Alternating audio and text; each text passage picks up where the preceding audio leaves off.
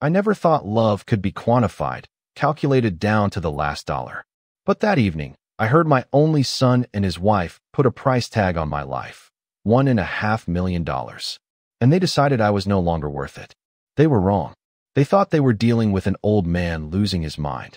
They forgot one thing. I'm an architect. I designed my life. I designed this house, and I would damn well design their downfall. Before we continue, please subscribe to the channel and let us know where you're listening from in the comments. The evening light filtered through the panoramic window I had designed specifically to catch the last rays of sun over the Maine coast. Clara had adored this view. She used to say the ocean washed away all the sorrows of the day. It had been 3 years since she was gone, but the ocean had failed to wash away my one great sorrow. I was sitting in her favorite soft leather armchair, the one we had picked out together after finishing the construction of this house 25 years ago. The house was my masterpiece, my love letter rendered in cedar and glass. Every angle, every joint, every line had been conceived for her, for our family.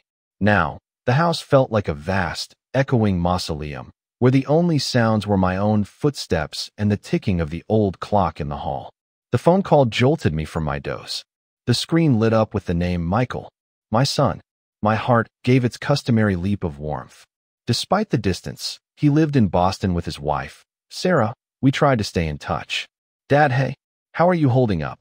Michael's voice was, as always, cheerful and slightly guilty, as if apologizing for not calling as often as he should. Same as ever, son. Watching the ocean, thinking about your mother, I replied, trying to keep my voice steady. We chatted about trivialities, the weather, his work at the small gallery he and Sarah were trying to get off the ground, my doctor's appointments. I assured him I was eating properly and taking my medication on time, omitting the fact that I'd forgotten to turn off the coffee maker yesterday and had nearly started a fire. I didn't want to worry him. Listen, Dad, Sarah and I were thinking, you're all alone in that huge house. Maybe you should think about moving closer to us. There are some wonderful places in Boston, you know, communities for people your age. With care, activities. I felt a knot tighten in my stomach. Michael, this house is all I have left of your mother. I can't leave it. More desperation crept into my voice than I'd intended. Yeah, I get it, Dad. We're just worried. Okay, I've got to run. Sarah's calling me for dinner.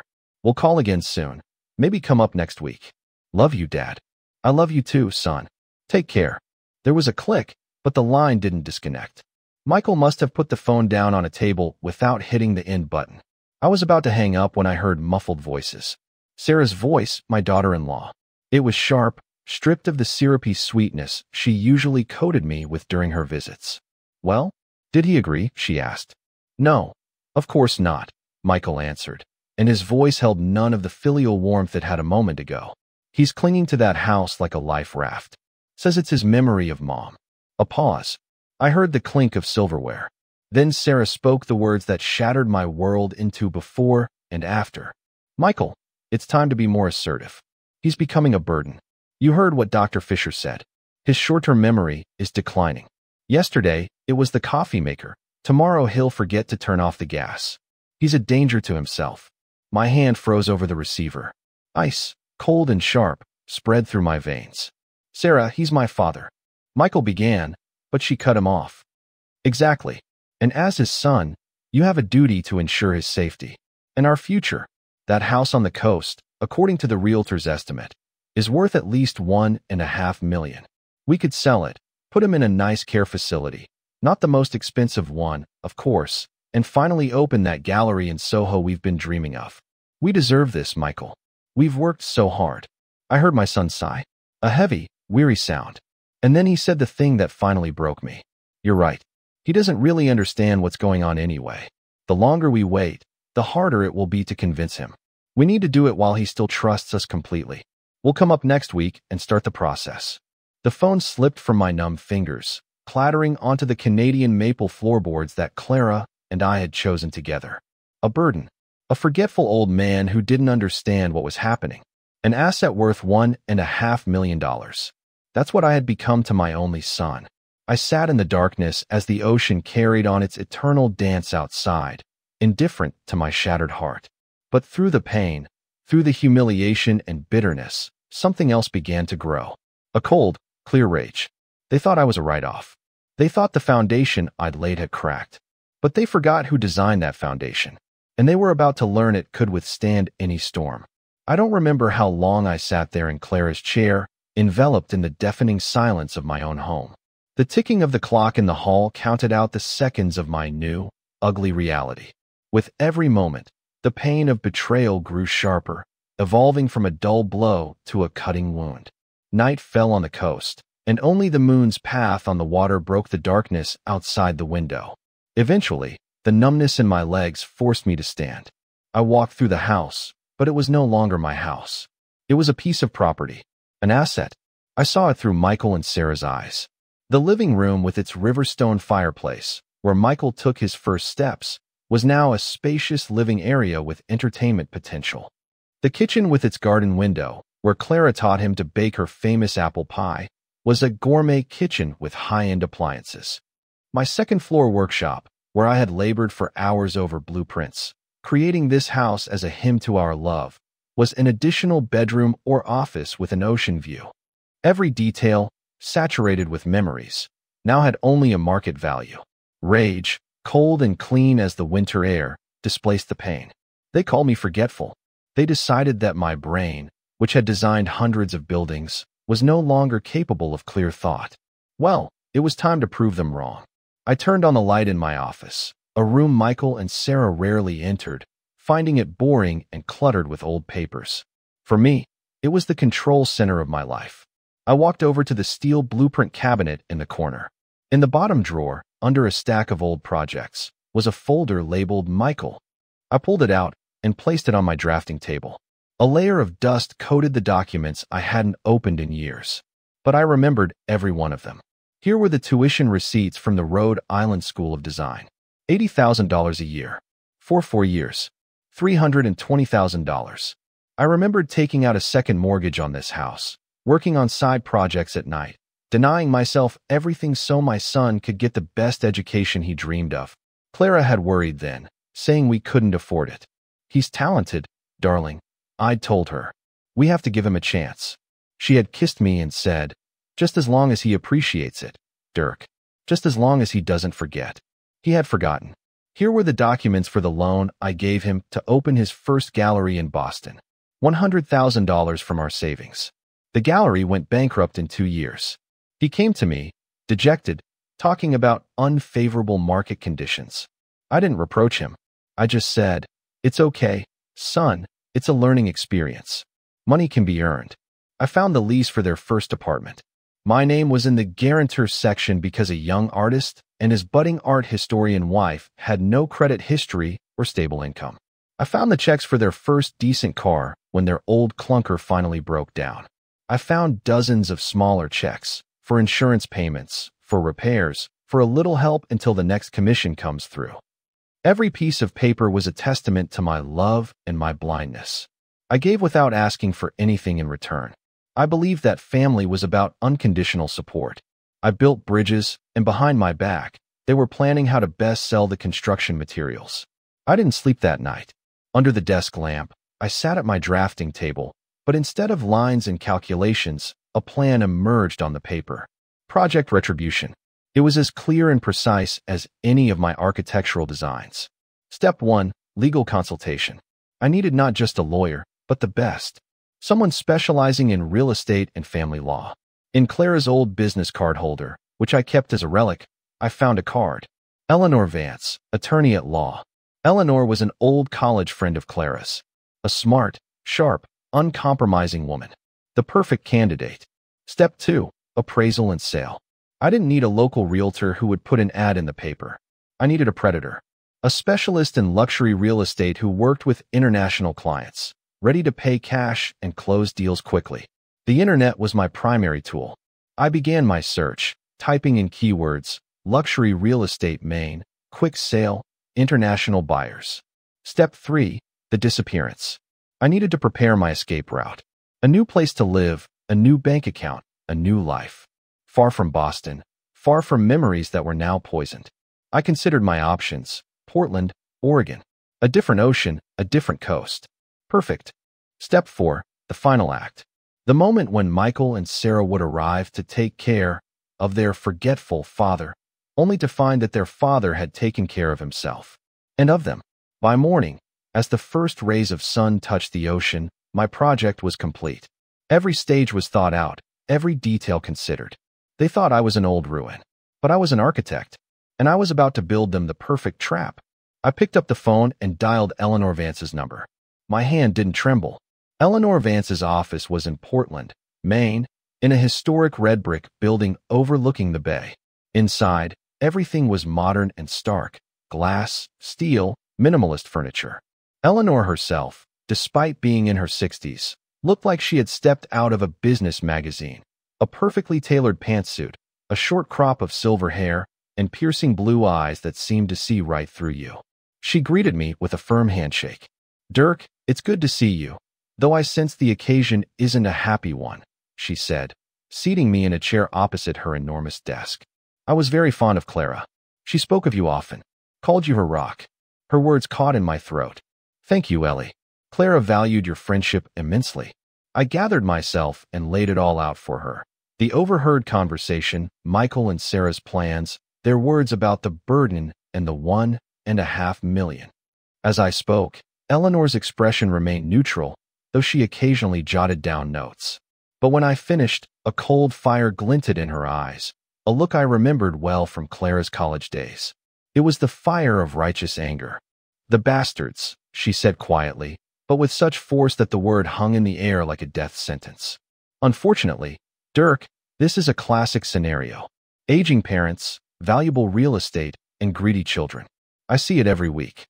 But in your case, it's especially cynical, given everything you've done for them."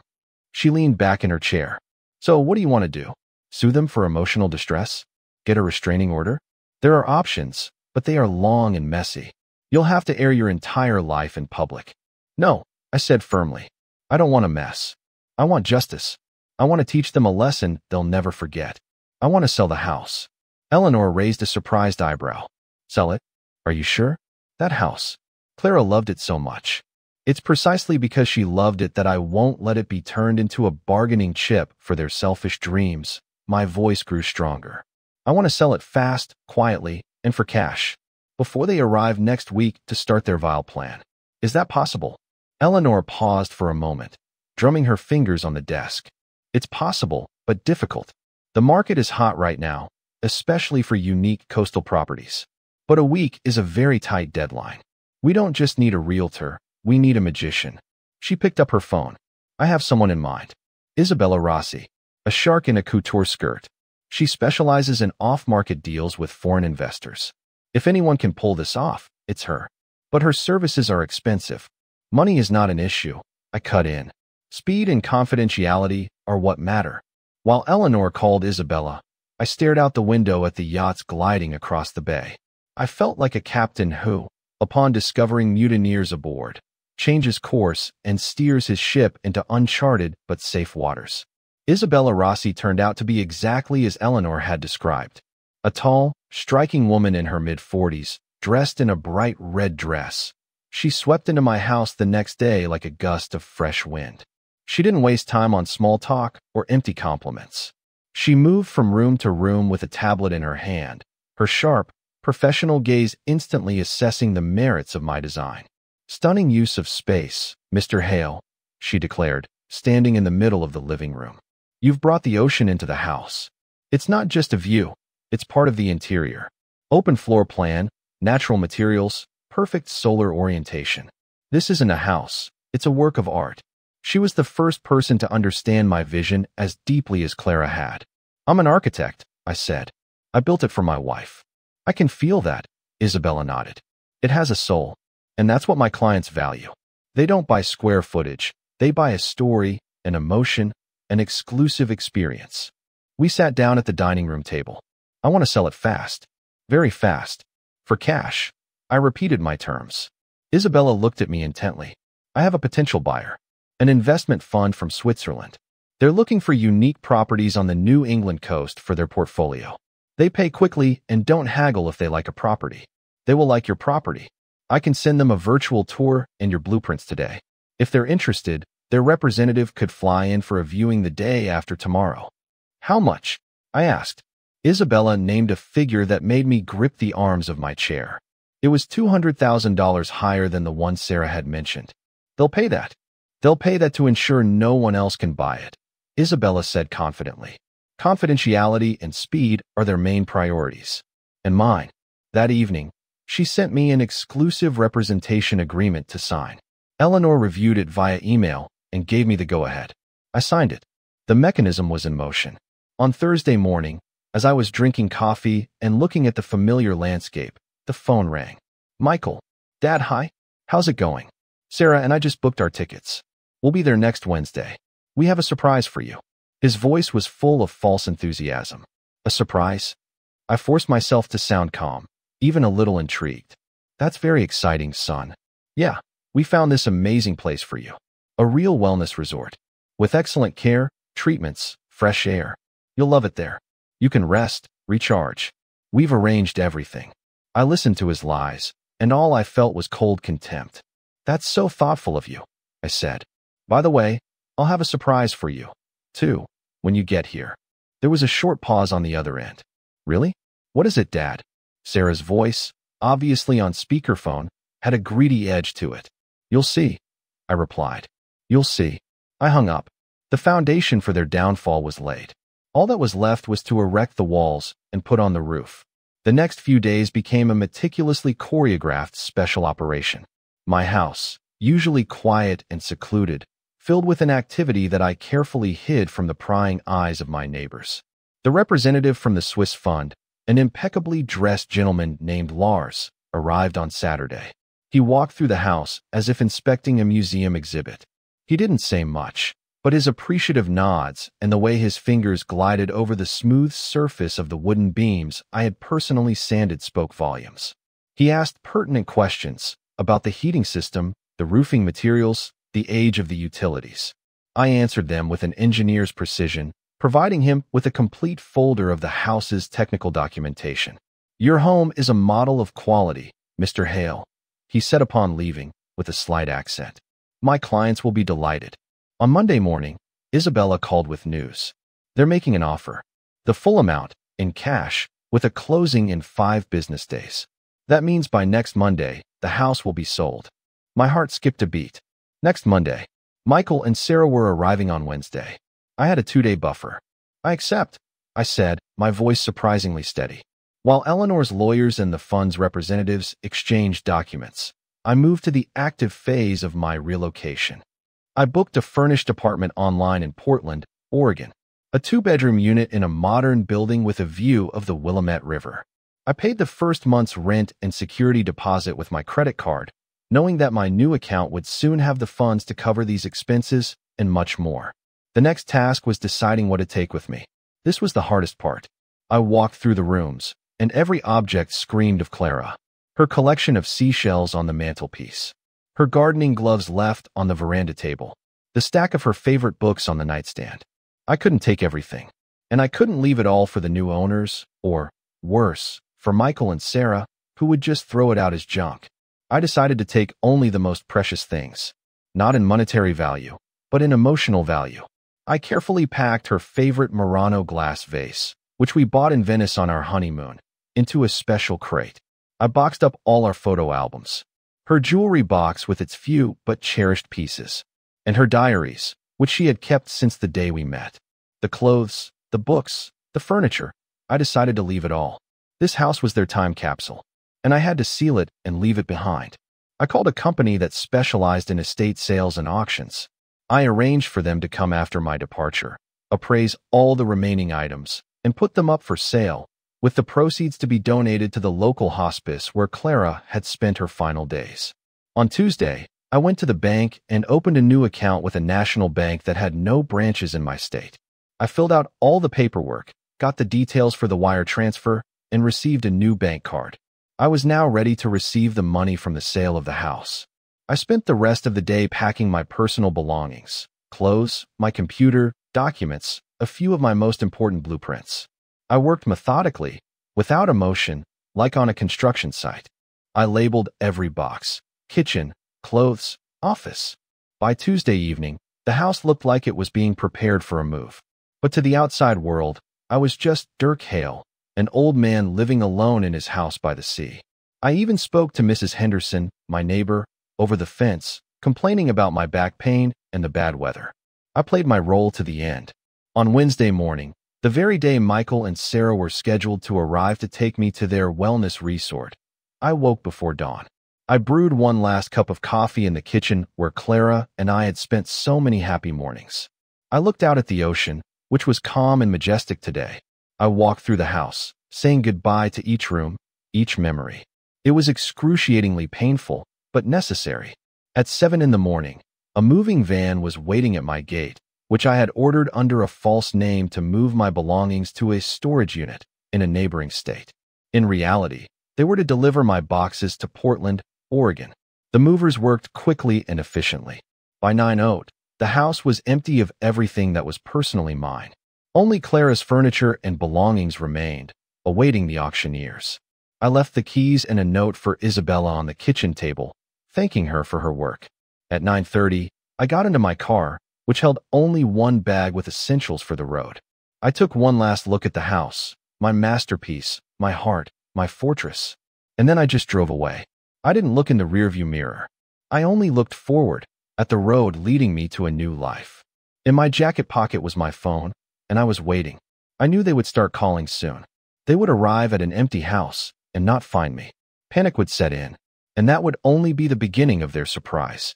I was driving south, to Boston's Logan Airport, where I had a one-way ticket to Portland. The walls of my trap were erected. All that was left was to slam the door shut. The plane lifted off the runway at Logan Airport, leaving Boston behind, the city where my son lived, a city I now associated only with betrayal. I leaned back in my seat and, for the first time in a week, allowed myself to exhale. The first part of my plan was complete. I was in the air, physically and mentally detaching from my past life. The cross-country flight took nearly 6 hours. I didn't watch movies or read.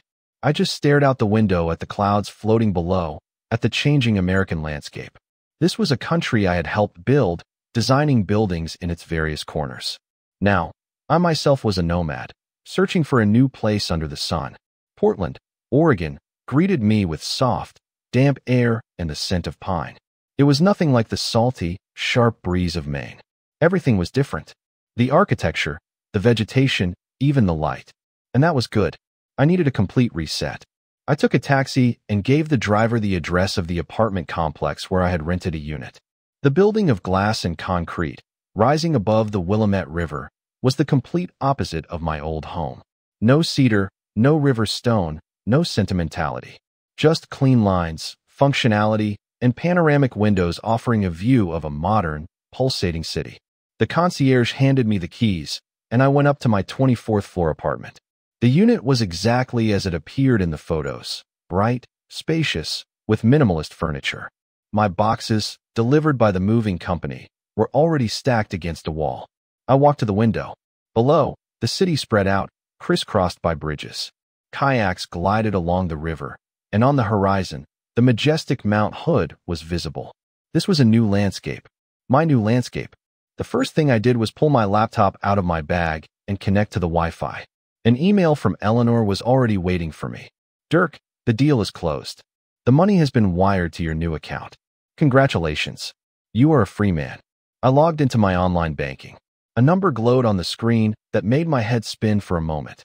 $1,750,000. After deducting all commissions and the taxes I had immediately set aside, I was left with a sum that would ensure a comfortable life for the rest of my days. I could travel, do whatever I wanted, without ever thinking about money. I was truly independent, including from the son who had considered me his financial safety net. At that moment, my old phone, which I had deliberately left on, began to buzz incessantly. Michael, Sarah, Michael again. I stared at the screen, at their names lighting up, and felt nothing but cold satisfaction. I pictured their panic. They had arrived at my house to find it empty. I was gone. My things were gone. They must be calling hospitals, the police, the neighbors. They were terrified, but not out of concern for me. They were terrified that their $1.5 million asset had disappeared along with its owner. I let the phone ring a few more times, then simply turned it off and removed the SIM card. That channel of communication was closed forever. I started unpacking my boxes. It was therapeutic. I arranged the few things dear to me on the shelves. I placed Clara's photo in its silver frame on the bedside table. I put her diaries in the desk drawer. My architectural books found a home on the living room shelf. Gradually, the impersonal space began to take on the features of my new home. In the evening, I went for a walk. I went down to the waterfront. People were jogging, cycling, walking their dogs. Life was buzzing around me. And to my surprise, I felt a part of it, not just an observer from a window, as I had been in recent years. I found a small restaurant with a terrace and ordered a steak and a glass of good Oregon Pinot Noir. I ate slowly, savoring the taste of the food and the feeling of freedom. For the first time in 3 years, I didn't feel like a lonely widower trapped in a house museum. I was Dirk Hale, a retired architect starting a new chapter of his life. At a neighboring table sat a couple about my age. They were laughing, animatedly discussing something. I caught myself thinking that I didn't feel envy or longing. I felt hope. That laughter, conversation, and new acquaintances were still possible in my life. But before turning the page completely, I had to finish the final act of my play. I had to destroy the old world to build a new one. I returned to the apartment and opened my laptop again. This time, I wasn't searching for apartments or banks. I was searching for 24-hour locksmith service, York County, Maine, and then miniature hidden Wi-Fi camera with remote access. My project of retribution was entering its final, most brutal stage. The plan required surgical precision and nerves of steel. I couldn't return to Maine myself. It was too risky. I needed a proxy on the ground, someone reliable who wouldn't ask too many questions. Through the internet, I found a private investigator in Portland, Maine, a former police officer named Frank Miller with an impeccable reputation. I called him, posing as a concerned father who wanted to ensure everything was secure in his vacant house while he was away. I explained that I had lost my keys and needed someone to supervise a locksmith changing the locks. I wired him a generous fee that covered the services of the most expensive locksmith and his own time. Frank, judging by his businesslike tone, was a man accustomed to handling delicate requests for good money. The next day, he called back. "Mr. Hale, all the locks have been changed. Front door, back door, and the garage. I'll send you a photo of the new keys." "Where should I mail them?" "Nowhere," I replied. "Just leave them under the doormat by the back door. My son will be by to pick them up soon." It was a lie, but Frank didn't care. His job was done. Now, my former house was an impregnable fortress. Michael and Sarah wouldn't be able to get inside, even if they wanted to. The next step was the camera. I ordered a tiny device online, disguised as a USB phone charger. It was perfect, Wi-Fi enabled, with a wide-angle lens, and it streamed real-time video and audio to an app on my smartphone. I had it express shipped to a motel near my old house, booking a room in Frank Miller's name. I called the detective again. This time, my cover story was that I was installing a remote security system and needed him to simply plug the charger into an outlet near the front door.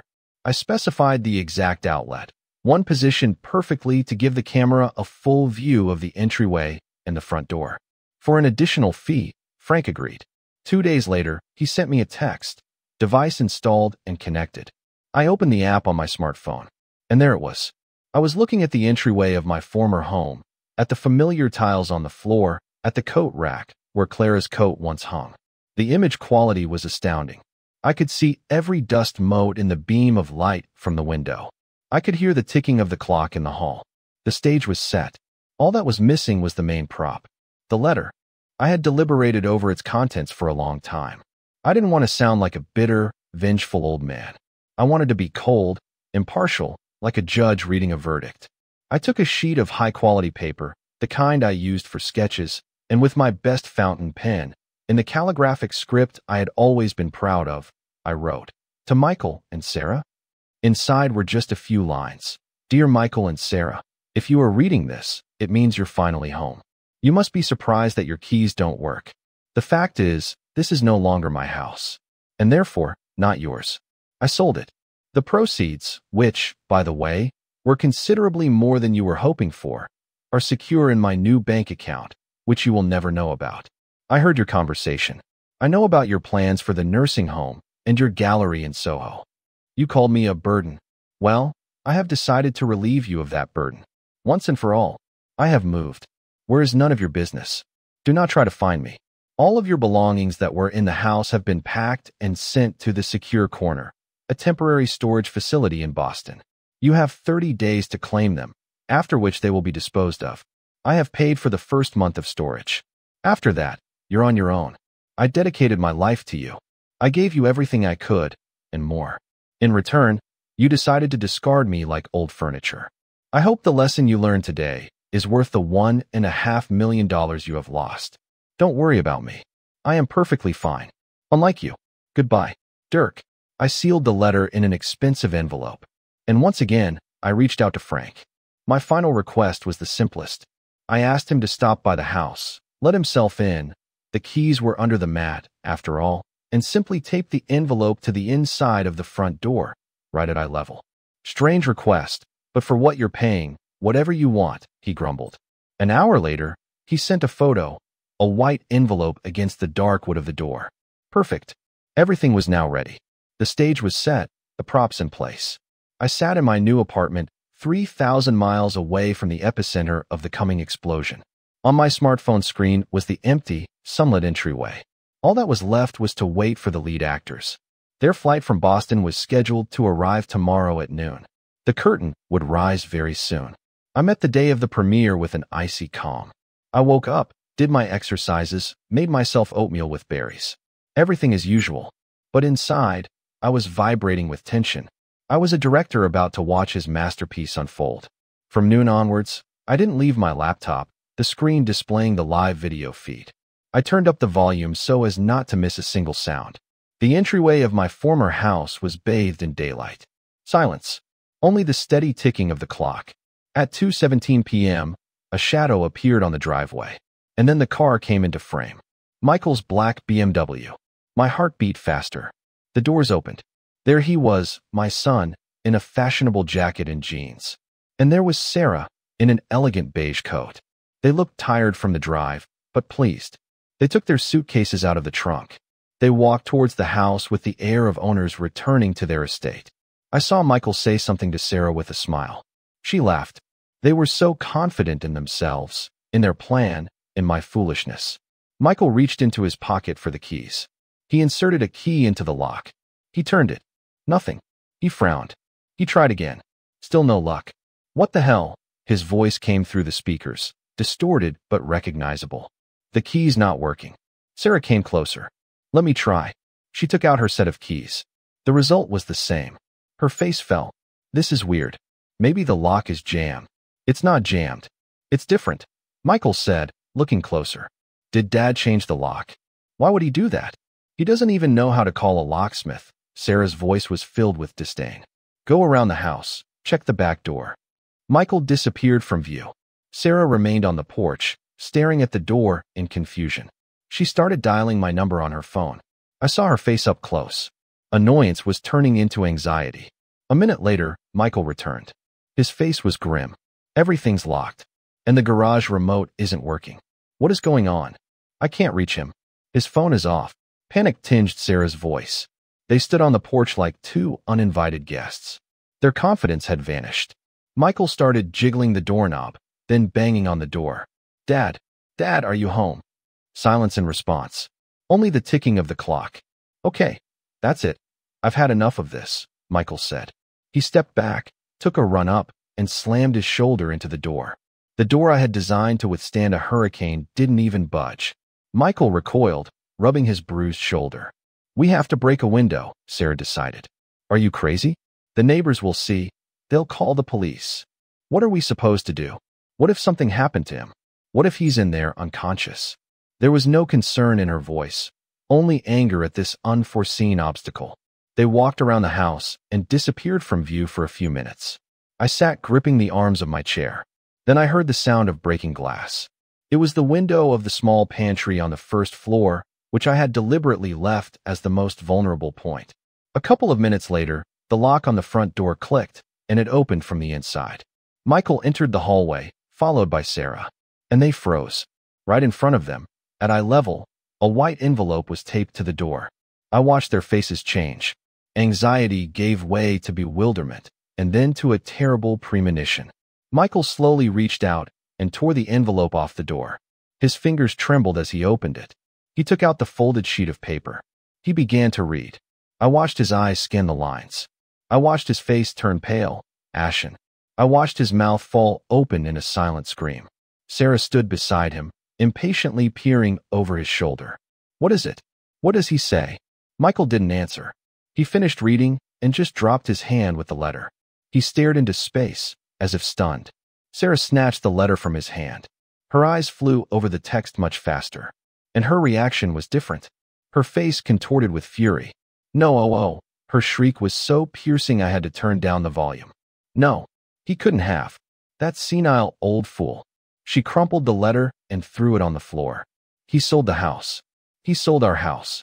It was his house, Sarah, Michael said quietly, almost in a whisper. He still couldn't process it. He heard everything. He knew everything. Sarah shrieked, pacing the entryway. He deceived us. He was playing us. She stopped and grabbed Michael's sleeve. The money. What about the money? He says it's safe? He says we'll never see it, Michael answered dully. He looked up from the floor and scanned the entryway, the living room, the staircase leading up. He looked at the house of his childhood, and I saw in his eyes not just shock, but a belated, agonizing understanding. He realized they hadn't just lost money. They had lost everything. The premiere had taken place, and it had exceeded all my expectations. I didn't turn off the camera.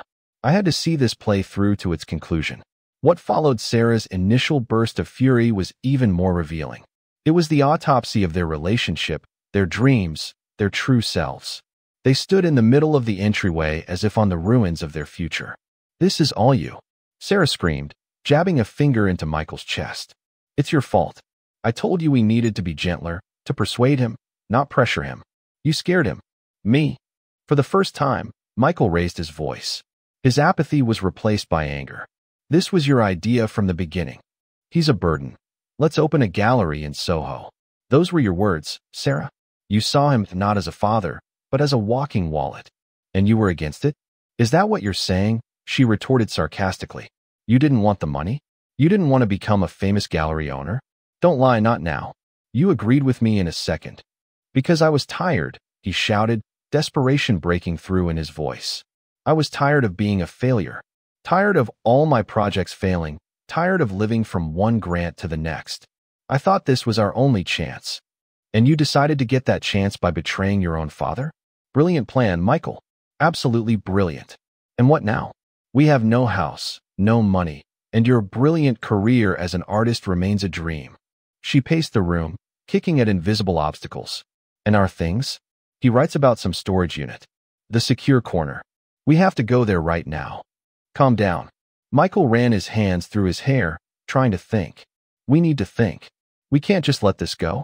There has to be a way out. What way? What way out, Michael? Sarah laughed hysterically. Hire a lawyer? With what money? We invested our last savings in this trip, in the surprise, for your daddy. We don't even have enough to pay next month's rent. This piece of news, thrown out in the heat of the argument, made Michael freeze. What do you mean, not enough to pay? You told me we had a safety net. It ran out 2 months ago. I didn't tell you because I didn't want to upset you. I thought we'd sell this house soon and everything would be fine. They looked at each other with hatred. In that moment, there was no love, no partnership they had so carefully displayed. There were only two greedy, selfish people whose joint venture called A Rich Future had just spectacularly failed. Michael slumped onto the bottom step of the staircase and buried his face in his hands. His shoulders shook. He was crying. Sarah looked at him with cold contempt. Stop whining. Your tears won't make money appear. You need to call your uncle, your friends. We need to borrow money. We need to do something. But Michael wasn't listening. He lifted his head, and I saw his face, wet with tears, distorted with a pain that wasn't about the loss of money. It was something else. He heard everything. He whispered. He heard me agree with you. He heard me betray him. God, what have I done? In that moment, I felt not satisfaction, but a pang of something like pity. Not for Sarah. For her, I felt nothing but disgust. But for Michael, he was my son. I saw in him the little boy who used to run to me with a scraped knee, crying in my arms. I had broken him. But then I remembered his voice on the phone. We need to do it while he still trusts us completely. And the pity vanished, leaving only a cold emptiness. Sarah, meanwhile, found the crumpled letter on the floor. She smoothed it out and reread it. Her eyes caught on the last line. Don't worry about me. I am perfectly fine. Unlike you. Perfectly fine. She hissed. He's mocking us. That old hypocrite. He's enjoying this, I'm sure of it. Sitting somewhere in his new nest, laughing at us. She was only partly right. I wasn't laughing. I was simply observing the collapse of a house of cards built on lies and greed. I was watching the rotten supports of their marriage, their ambitions, their lives being exposed. And I knew this lesson was necessary. Not for me. For them. Perhaps, on these ruins, Michael could someday build something real. Or perhaps not. But that was no longer my concern. I turned off the camera. The play was over. The actors were free to go. I sat in the silence of my new apartment. The voices of Michael and Sarah still echoed in my ears, but now they were just an echo from another world. I went to the window. Below, the city lived its life. Cars flowed over bridges, the lights of skyscrapers reflected in the dark water of the river. This city knew nothing of my drama, and that was its greatest virtue. I poured myself a glass of whiskey, not to celebrate, but to finally draw a line. The ice clinked quietly against the glass. I raised the glass, looking at my reflection in the window, a gray-haired man who had lived a lifetime in the past week. I didn't feel like a victor. Victory implies a battle against an equal opponent, and they were not my equals. They were weak, greedy children, lost in their ambitions. I felt like a surgeon who had performed a complex, painful, but necessary operation to remove a malignant tumor from his life. It hurt, and there were scars, but the organism had been saved. Over the next week, I dedicated myself to demolishing the old structures. Methodically, as if dismantling a building, I got rid of everything that tied me to the past. I hired a lawyer in Boston via the internet to handle the matter of their belongings and storage. He sent them an official notice to the last known address of their rented apartment. I paid a notary to certify my new will. It contained no mention of Michael or Sarah. My entire estate, the money from the sale of the house, my personal savings, was now to be divided equally between two organizations, the hospice that had cared for Clara and a foundation to support young architects that I decided to establish. I destroyed all my old phones and SIM cards. I deleted all my old email addresses. I cut every thread by which they might try to find me. It wasn't easy. Each action felt like an amputation. I was cutting off not only my son, but also the entire part of my life associated with him. The memories of his childhood, of our family, of the hopes Clara and I had for him. But I understood that these memories were poisoned. Looking at Michael's childhood photos was painful now because I saw not only a laughing toddler, but also the man who had coolly agreed to discard his father. One evening, while going through old files on my computer, I came across a folder of videos. Short clips Clara and I had shot on an old camera. Here was Michael at 5, building a sandcastle on the beach. Here he was at 12, playing his first guitar. Here were the three of us at his high school graduation. I looked at those happy faces and felt something inside me break. I couldn't bear it and closed the laptop. I got dressed and went outside, wandering aimlessly through the night city. I walked to the Hawthorne Bridge, shimmering with lights. I stood there, looking at the water, and thought about how the bridges I had built all my life, of concrete, steel, and love, could be destroyed in an instant. And the most important bridge, the one between a father and a son, I had just burned to the ground. In that moment, I felt incredibly lonely. But then I remembered Sarah's words. He's becoming a burden. I remembered Michael's cold tone. We need to do it while he still trusts us completely. And I realized that I hadn't destroyed the bridge. I had merely acknowledged its collapse and moved away from the hazardous area to avoid being buried under the rubble. When I returned to the apartment, I deleted the video folder. Not because I wanted to forget, but because I wanted to move on.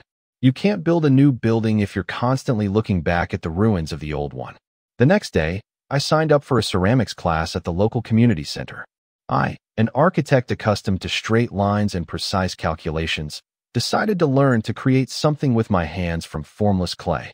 It felt right. Symbolic. I started exploring the coffee shops and bookstores in my new neighborhood.